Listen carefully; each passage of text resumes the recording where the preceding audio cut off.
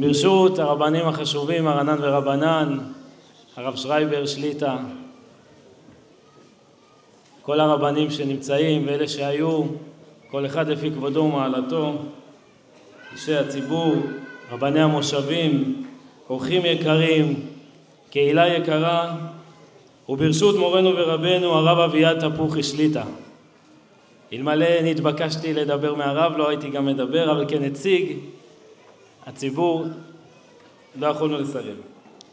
בערב מיוחד זה אנו זוכים לעמוד יחד כקהילה מאוחדת לרגל טקס הכתרתו של רבנו היקר, שנבחר להנהיג אותנו בדרך התורה והמסורה.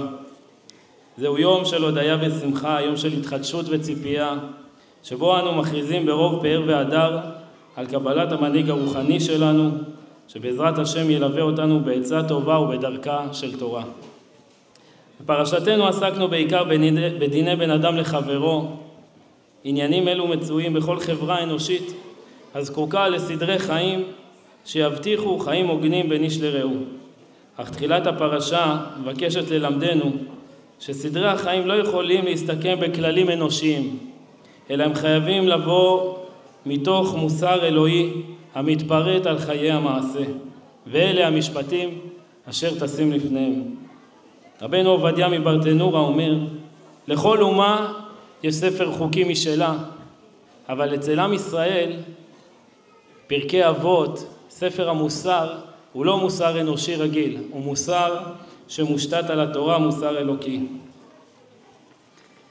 הרב כעמוד האש לפני המחנה, רב שמקרין חום ואהבה, מקרין זרם של תורה. הרב אינו רק פוסק הלכה, אלא גם מורה דרך, מחנך, שופט, במקרה שלנו גם דיין, אישיות המעניקה השראה ודוגמה לכלל שכבות הציבור. עליו מוטלת המשימה להדריך את צאן מרעיתו באמונה, ליישב מחלוקת בדרכי נועם, ולהיות קשוב לכל אדם, בין אם גדול בתורה ובין אם פשוט שבאנשים. אין ספק שהרב הנבחר הוכיח את עצמו כבעל מידות נעלות, חוכמת חיים, הבנה עמוקה בצורכי הציבור, ויכולת לקרב לבבות ולחזק את רוח הקהילה מתוך אהבת ישראל אמיתית.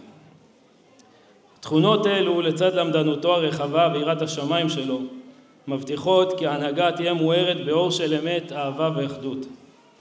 בכדי שקהילתנו תהיה שייכת לגודל, בחינת הבו גודל אלוהינו, עלינו לשים לראשנו רועה רוחני ראוי, אשר ינהיג ויוביל את הקהילה בדרך הנכונה, בתוך כל פרטי החיים וירומם אותם אל המוסר האלוהי.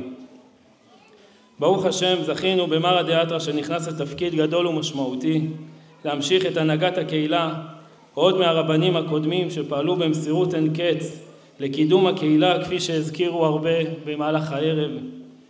הרב אברהם יעקב שרייבר שליטה, שמסר נפשו בעמל בעשרות שנות הנהגה של הקהילה והיישוב, עוד מכפר דרום, ולפניו הרב בירן, שם ייקום דמו, וכל זאת במאור פנים ולב שמח במסירות עצומה של הרב, הרבנית ומשפחתם, הן בשיעורי שבת, כל אל ערב, עבודה עם הנוער היקר, ליווי התלמוד תורה ובית ספר לבנות, זמינות לייעוץ ולוועדות בכלל, ולנו המזכירות בפרט, מתוך ענווה ותחושת אחריות ושליחות גדולה, ובכלל לרומם את כל הצדדים המעשיים האנושיים למוסר אלוהי, המאיר לא רק לתוך קהילתנו, אלא גם פונה החוצה בפעילויות חשובות כמו בית הספר האזורי, לציבור המסורתי ועוד, וכל זה עוד לפני קבלת התקן שיגיע בעזרת השם. הכתרת הרב היא לא רק כבוד גדול לרב עצמו, אלא היא גם מחויבות עמוקה של כולנו כקהילה. חובתנו היא לתמוך בו, לכבד את הנהגתו, להקשיב לדבריו ולהיות שותפים לדרכו. רק מתוך שיתוף פעולה והקשבה הדדית נוכל לצמוח ולהתחזק כקהילה מגובשת, מלאה בחסד, לימוד תורה ודרך ארץ. בהזדמנות זו אודה לחבריי בצוות ההפקה, לצבי שיינברג ועמית פלור. מגיע להם, יחד עם רכזת הקהילה אביה, שפעלה ודאגה לכל הפרטים הקטנים לכבודה של תורה.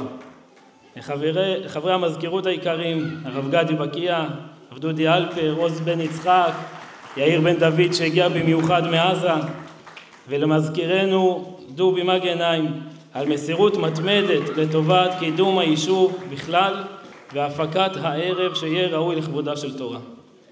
אני רוצה גם להודות בהזדמנות זאת לחברי ועדת רב, הרב מיכאל דדון, הרב אלחנן איזק והרב מאיר דייפני, שהשקיעו חודשים רבים במשימה מורכבת זו של איתור רב לקהילה, תהליך ארוך, רגיש ומורכב, אך עשו זאת ברגישות ובעדינות הראויה. תודה לגבאים היקרים על כל עמלם לכבודה של תורה, למרכז הרוחני שלנו. תודה ללהקה, תודה לכל התומכים והמסייעים בעצה ומעשה, ותודה מיוחדת לקהילה היקרה שלנו, שבזכותה אנחנו זוכים לעמוד כאן היום. בשם מזכירות היישוב והתושבים אנחנו מאחלים לרב שליטה, יחד עם הרבנית ובני ביתם, אורך ימים ושנות חיים, שיזכה להגדיל תורה ולהדירה ביישובנו באזור כולו.